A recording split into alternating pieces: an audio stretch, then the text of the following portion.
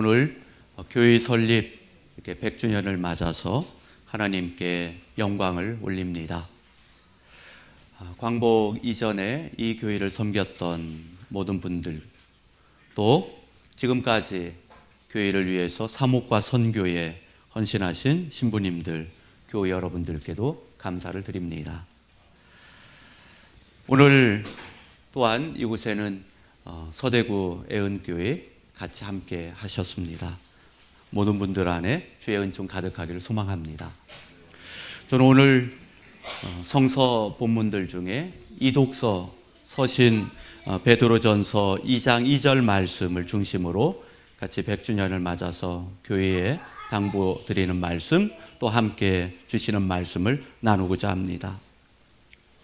초대교회가 전해주는 여러 가지 기록들 또 자료들이 있습니다. 그 중에 특별히 예수님을 묘사하는, 또 예수님을 투박하지만 그린 그런 성화 같은 그림들이 있습니다. 물론 채색되지 않은 그냥 형태만 벽화처럼 된 그런 자료를 제가 책에서 본 적이 있는데 굉장히 독특해서 하나를 소개합니다.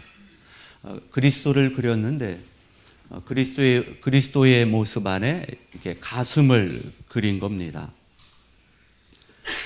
어머니의 이렇게 가슴처럼 굉장히 특이했는데 그 학자가 설명하기를 초대교회는 그리스도께서 십자가를 통해서 교회를 구원하셨고 이제는 그리스도의 가슴에서 나오는 말씀으로 교회가 먹고 살아야 한다.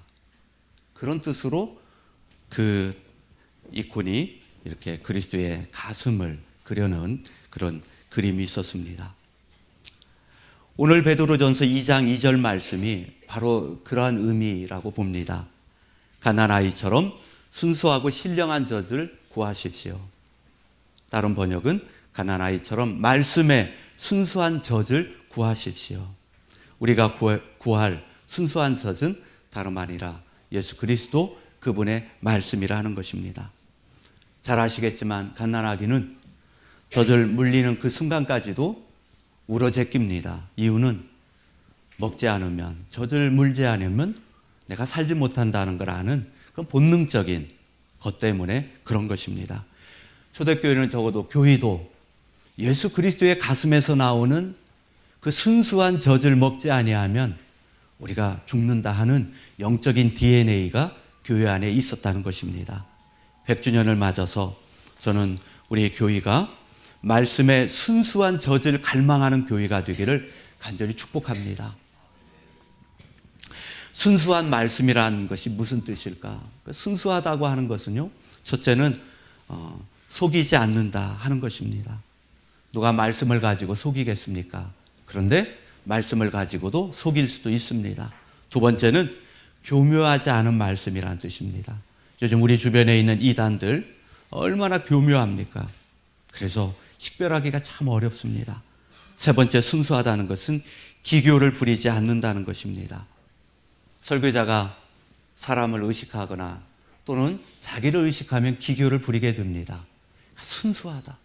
저는 가끔 이렇게 외국도 다니다 보고 그러면 우리나라 음식과 외국의 음식, 특별히 영국이나 일본 음식 많은 차이 가운데 하나가 우리나라는 양념이 너무 많아서 이렇게 재료 맛을 거의 느끼지 못하는데 외국은 덜어보면 재료 맛을 많이 봐. 그래서 이걸 이렇게 음식이라고 차렸나 할 만큼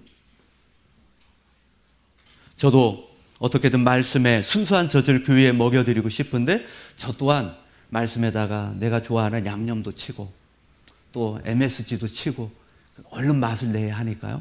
그래서 인공미 넘치는 그런 조미된 그런 말씀을 전할 때가 있어서 또 그렇게 자주 전하겠죠.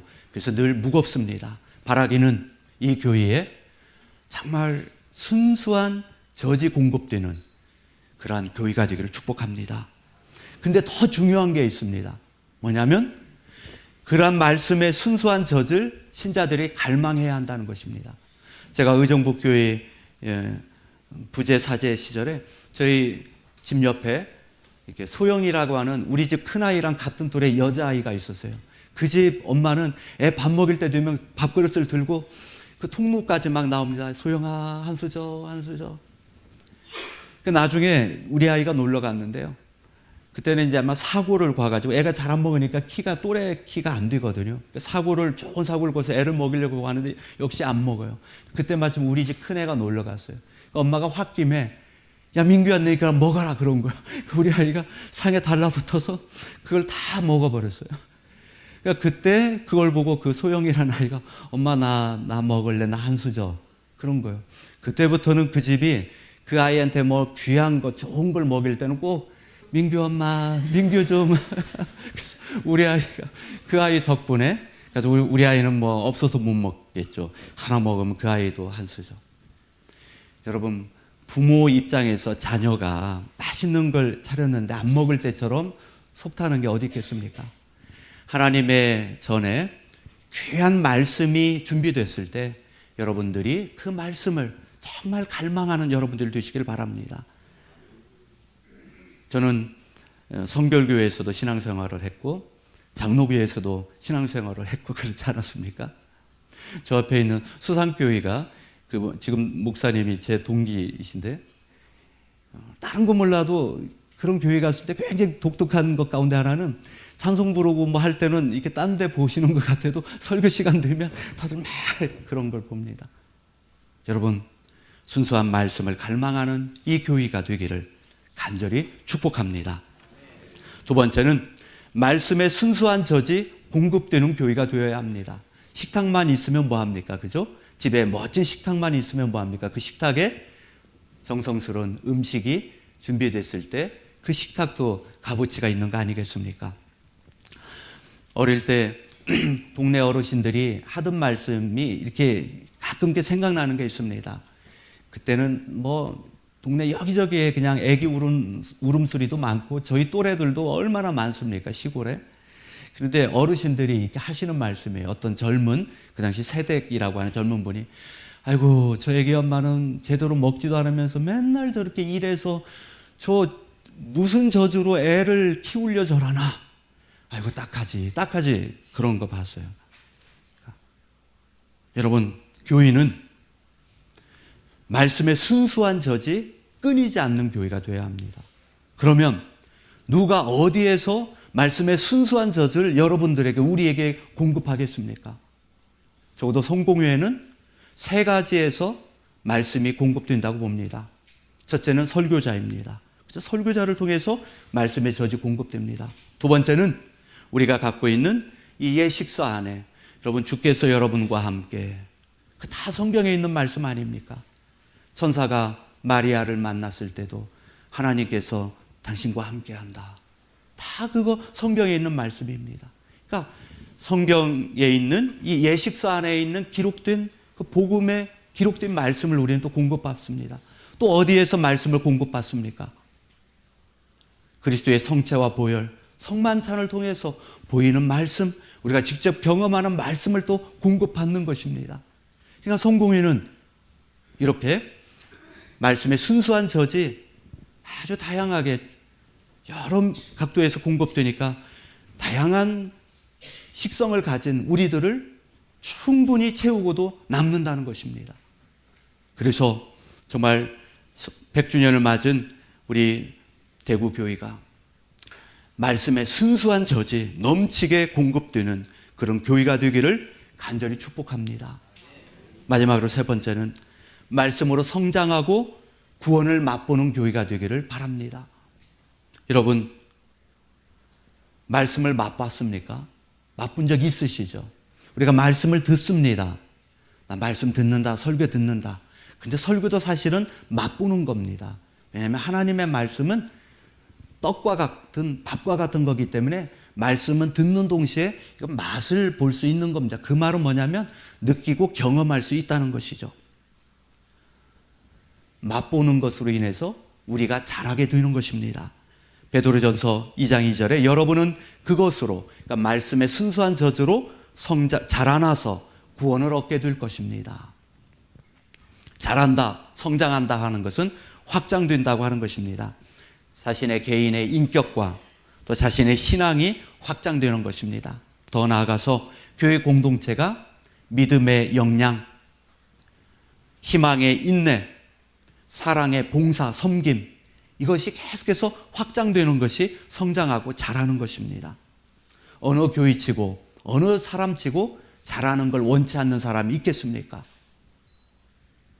저는 100주년을 맞은 또 앞으로 또 다른 100주년을 시작하는 우리 대구교회가 진정한 의미에서 성장하고 구원을 이루는 교회가 되기를 간절히 소망하는 것입니다.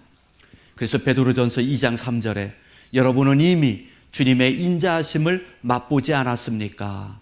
그런 표현이 있습니까? 있습니다. 하나님의 인자하심을 맛보았다.